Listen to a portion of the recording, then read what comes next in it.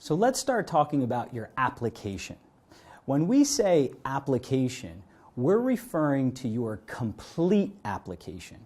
And a complete application includes 8 primary pieces: the application form, your academic documents, which you'll see referred to as your transcripts, test scores, which include SAT, ACT, SAT subject tests, as well as English language testing, TOEFL or IELTS.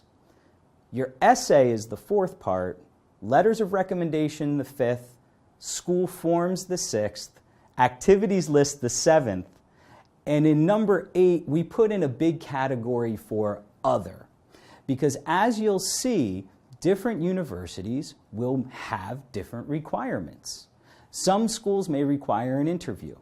If you're applying to an art-based major, you may have to submit a portfolio. A talent-based major, you may need to go through an audition.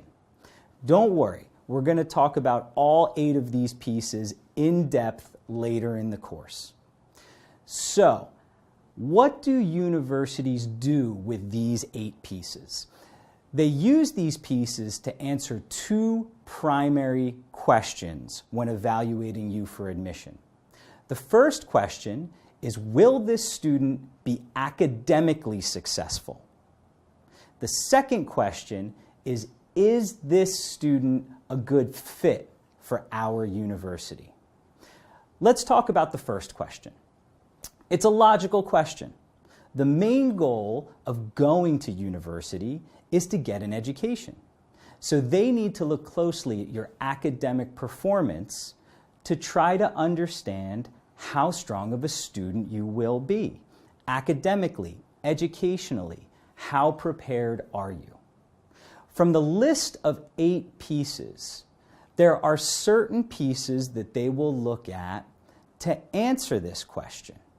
Primarily your academic documents, your test scores, and your school forms.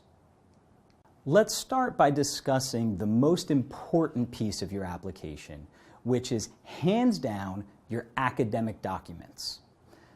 Your academic documents are the most important piece because depending on your educational system, it represents 3 or 4 years of daily academic work throughout your secondary school.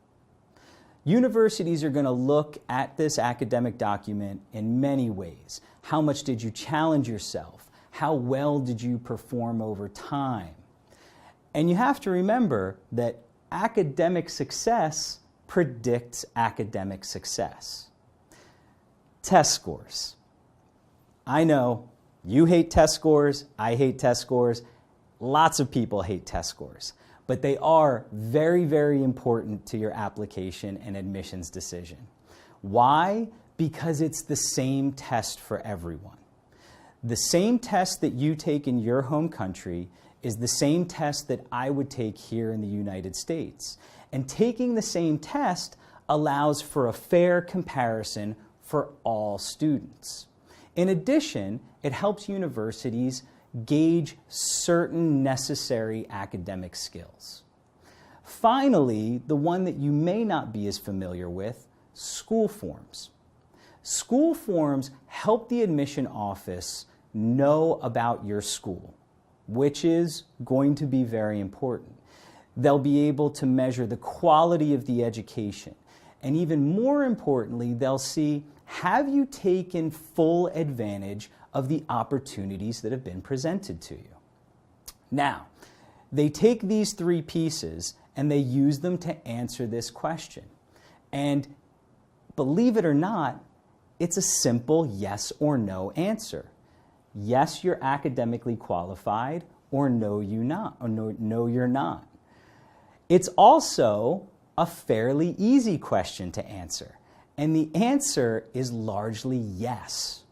Universities, even highly selective universities, will tell you that most students are academically qualified to attend.